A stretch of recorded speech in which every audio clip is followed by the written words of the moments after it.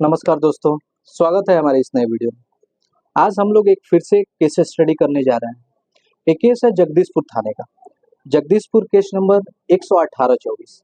इस केस में क्या प्रोसीडिंग हुआ, ये दोनों एक्यूज लोग हमारे साथ जो बैठे हुए हैं, इनके ऊपर एलिगेशन लगा था और इनका एंटिसिपेटरी बेल अलाउ हो गया है। उसके बाद ये लोग हमारे पास बैठे हुए हैं। आज रिकॉल थाने में सबमिट हो जाएगा।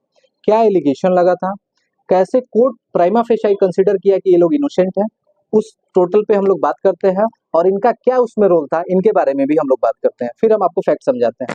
क्या नाम पड़ी था? नितेश कुमार। कहाँ घर पड़ी? मने भाई घटना जोन पुलिस कहता ई घटना में रुआ रही हम अना रहनी मतलब सब्जी बेच के आवत रहनी तो रास्ता में बाइक लगा के खड़ा रहनी। का भई रहे?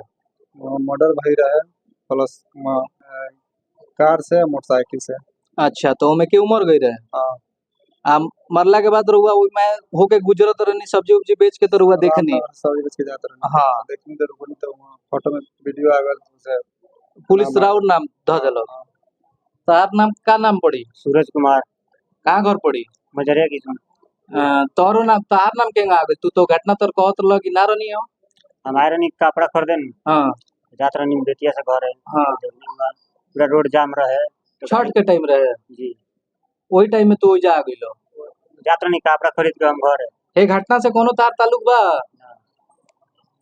चलिए अब आपको हम बता देते हैं। पढ़ाई लिखाई करल हो? कौना इति में इंटरमीडिएट हो गइल बा? तू? ग्रेजुएशन फाइनल हुआ। अच्छा, चलिए आपको फैक्ट शॉर्ट में बता देते हैं। हुआ क्या कि एक बाइक का और एक कार का एक्सीडेंट हुआ। उसमें बाइक वाले का डेथ हो गया। बाइक वाले का जगदीशपुर के आगे एक जमुनिया चौक है, वहां पे एक्सीडेंट हुआ। एक्सीडेंट होने के बाद क्या हुआ कि उनके अपने लोग गांव से आए हुए थे। इनका घर पूर्वी चंपारण में है। वो लोग आए हुए थे और वहां पे वो लोग लाश को रख के, और जो लोग एक्सीडेंट किए हुए थे उन वो लोग भी वहां मौजूद थे। वो लोग भागे नहीं थे, उनको लोगों के द्वारा पकड़ लिया गया था। बाद में हुआ क्या कि जगदीशपुर थाना, साथ में नौतन थाना, बेतिया मुफस्सिल और मझौलिया थाना भी वहां पे क्राउड को देखते हुए आ गई। उसके बाद जगदीशपुर थाने के द्वारा ये एलिगेशन लगाया गया कि हम लोग जो जो एक्यूज लोग जो है 16 लोगों पे नेम्ड एफआईआर किया गया, अज्ञात 30-35 लोगों पे एफआईआर किया गया। उनका एलिगेशन स्पेसिफिक ये था कि एक्सीडेंट का लोग सेपरेट एफआईआर किए। जगदीशपुर 116-24 में रैश ड्राइविंग और नेग्लिजेंस सेक्शन 106 सब क्लॉज 1 में वो लोग एफआईआर रजिस्टर किए अगेंस्ट जो कार के जितने लोग थे उनके चारों के अगेंस्ट। उसके बाद हमारे पूरे गांव के जितने लोग थे और जो लोग भी वहां सीसीटीवी फुटेज में आ गए हैं, उनके अगेंस्ट एक स्पेसिफिक एलिगेशन लगा के किए। उनका कहना था कि जब हम लोग ये चारों लोग जो लोग एक्सीडेंट किए थे उनको गांव वाले अपने कब्जे में ले लिए थे और उनको जान से मारने का कोशिश कर रहे थे। पुलिस वाले जब उन चारों लोगों को छुड़ाने गए, तो छुड़ाने के बाद जब छुड़ाने के लिए गए तो लोगों के द्वारा विरोध किया गया और लोग जो है वहां पे उत्पात करने लगे। उत्पात करते हुए जो डेड बॉडी वहां रखा हुआ था जिसका एक्सीडेंट से डेथ हुआ था, उसको पुलिस का कहना है, पुलिस का एफआईआर में मेंशन है और एसएचओ जो जगदीशपुर के हैं उनके द्वारा एफआईआर कराया गया है।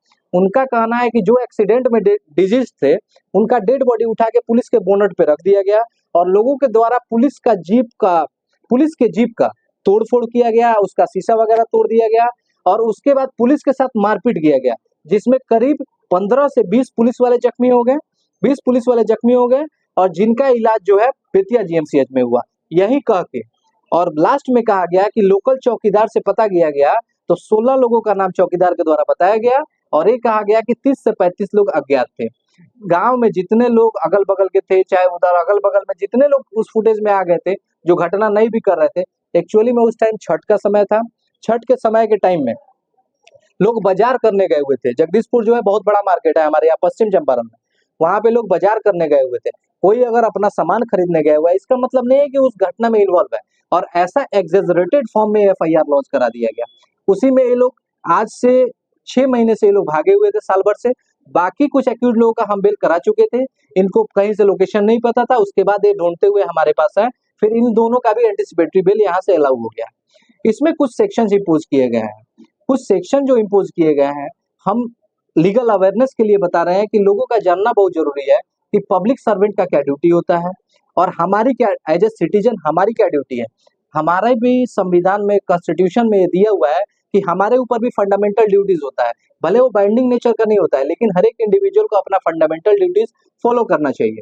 तो हमारा भी दायित्व बनता है कि पब्लिक सर्वेंट के काम में कोऑपरेट करें। अगर एक किसी केस का इन्वेस्टिगेशन करने आ रहा है तो उसमें कोऑपरेट करें। जैसा इनके माध्यम से कहा जा रहा है कि हम लोग उस घटना से इन्वॉल्व ही नहीं है, ना वो हमारे परिवार के सदस्य थे, ना वो हमारे रिश्तेदार थे, तो हम के उस घटना में इन्वॉल्व होने जाएंगे। हमारा कोई सरोकार नहीं है। पुलिस फॉल्सली हमको इम्प्लीकेट कर दी है और एक हमारे खिलाफ मैलिशियस प्रोसीडिंग चल रहा है।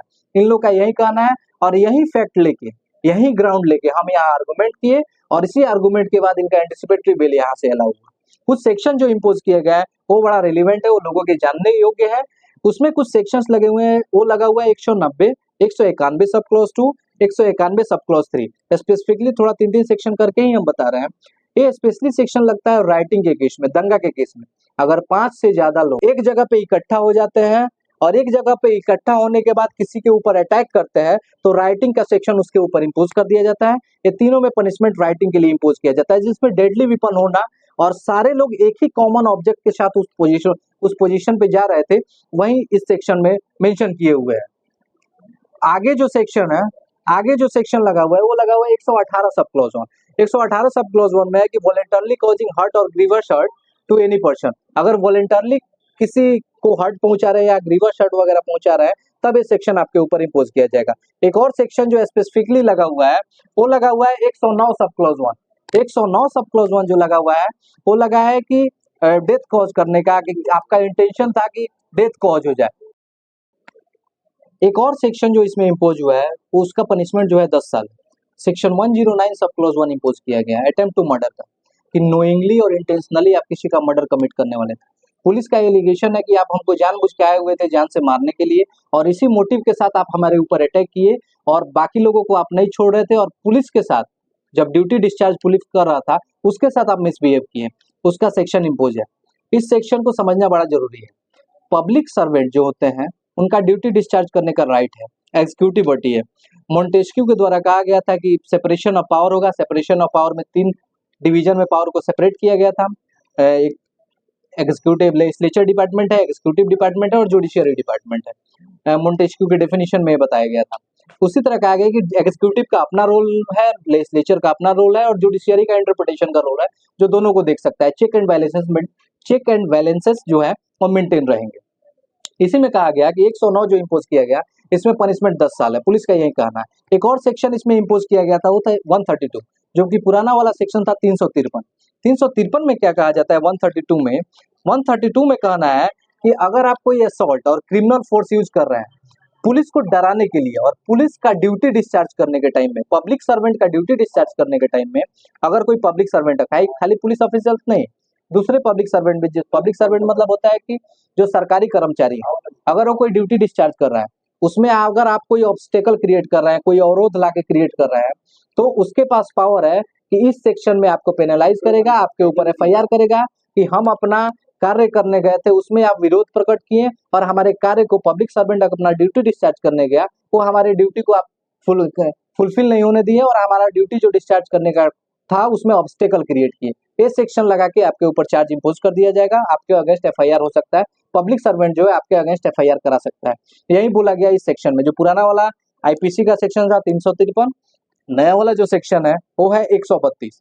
इसमें कहा गया कि आप क्रिमिनल फोर्स यूज किए, क्रिमिनल असॉल्ट यूज किए और आप हमको ड्यूटी डिस्चार्ज करते हुए, पुलिस ऑफिसर्स का कहना है कि हम अपना ड्यूटी डिस्चार्ज करने गए थे, वहां का लॉ एंड ऑर्डर मेंटेन करने गए थे, आप हमको हमारे लॉ एंड ऑर्डर को मेंटेन करना, जो हमको ड्यूटी मिला हुआ है उसको फुलफिल करने के लिए आप ऑब्स्टेकल क्रिएट किए, आप हमको हमारा ड्यूटी डिस्चार्ज नहीं करने दिए, ये एलिगेशन लगाया गया। एक और सेक्शन लगाया गया 121 सब क्लॉज 1।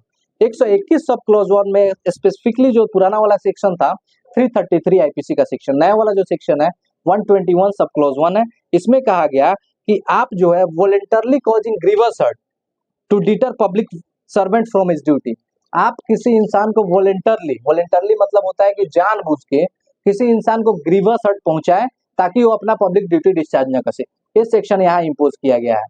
ये सेक्शन इम्पोज करने का मतलब है कि आप पब्लिक की ड्यूटी डिस्चार्ज करते हुए ऑब्स्टेकल बहुत सारा क्रिएट करिए, वो ड्यूटी डिस्चार्ज नहीं कर सका, तो वहाँ का लॉ एंड ऑर्डर खराब हो गया, जिसके कारण वो आप लोगों के ऊपर, गाँव वालों के ऊपर जो यहाँ हुड़दंग कर रहे थे, जो गाड़ी का शीशा वगैरह तोड़े, जो उनके साथ मारपीट किए, ये पुलिस का एलिगेशन है।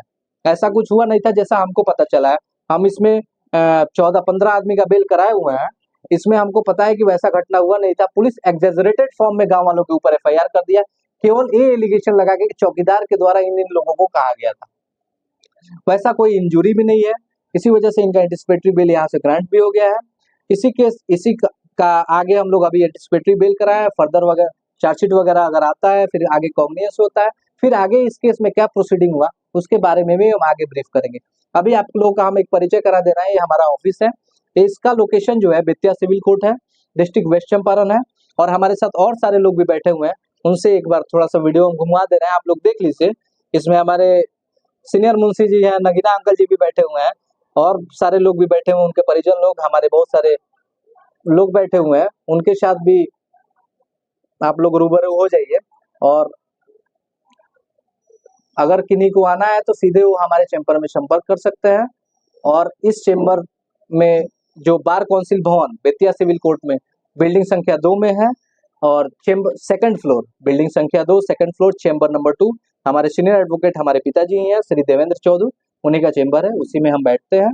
आगे और भी लीगल केस स्टडी के साथ हम आपको अपडेट करते रहेंगे, और लीगल अवेयरनेस जो कैंपेन हमारा चला है इस पश्चिम चंपारण में, उसको आगे भी हम फर्दर प्रोसीड करते रहेंगे। धन्यवाद।